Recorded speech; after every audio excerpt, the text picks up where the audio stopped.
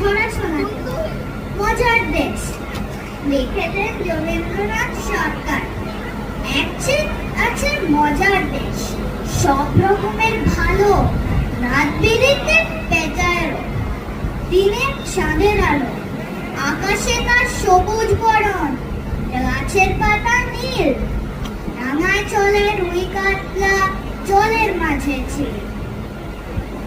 এই দেশে তো বেড়াল পালায় নেংটি দূর দেখে, ছেলেরা খায় কেষ্টা রয় রসগোল্লা রেখে, মন্ড মিঠাই তেতো শেখা ওষুধ লাগে ভালো,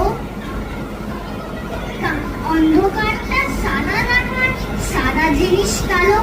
মজার দেশে মজার কথা বলবো কত আর, চোখ খুললে যায় না দেখা, বদলে পরিষ্কার। ধন্যবাদ।